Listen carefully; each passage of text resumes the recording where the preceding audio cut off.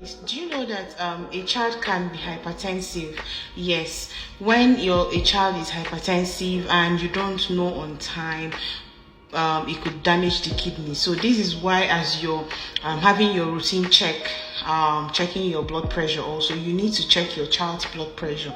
Yes, especially from 3 years upwards. I know the younger ones can have, but then from 3 years upwards, so you need to check their blood pressure. Now I'm going to tell you what predisposes a child to for the child's blood pressure to become high, and it has been on the rise recently.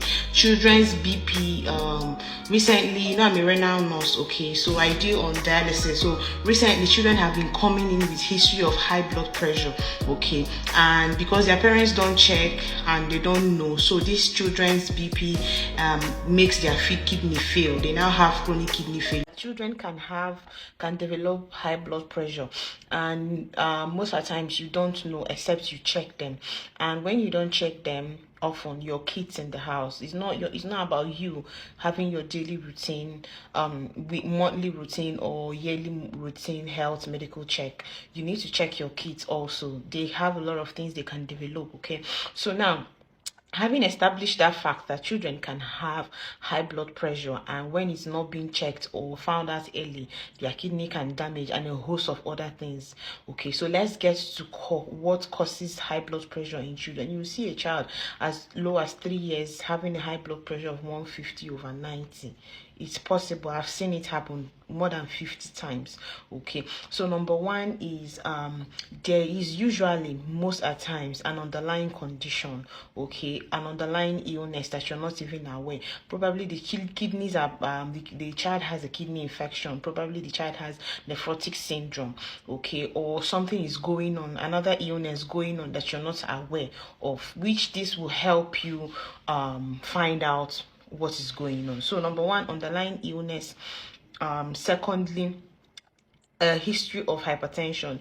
If that child has a history of hypertension in their family, for instance, the mother, the father, cousins, and all of those things had hypertension, you have hypertension, you need to check your child often because they might have it. Thirdly, smoking. I know you will think, okay, this child does not smoke. When you smoke, there's what is called secondary smoke, right? So this is the smoke that someone else inhales. For instance, people that go to club and they inhale people that smoke, they inhale the smoke that people that are smoking, they are even the ones smoking more than the people smoking. So now if you're smoking, or this child is being exposed to where people are smoking, for instance, again, if the child's parents have a beer parlor and this child always comes to the beer parlor, that child might develop hypertension and all other lung issues, because it's as good as that child is smoking. So smoking can cause this. Another one is sedentary lifestyle, right? Let your child, as small as they are, you can engage them in going out, doing some minor exercises, walking, riding bicycle. Not every time they're on the screen, they are watching TV, they are eating, things that are not healthy for them. Another one is salt. Limit salt intake. I know they are children, but they have to take the normal amount of salt, which they can only take if they eat healthy food.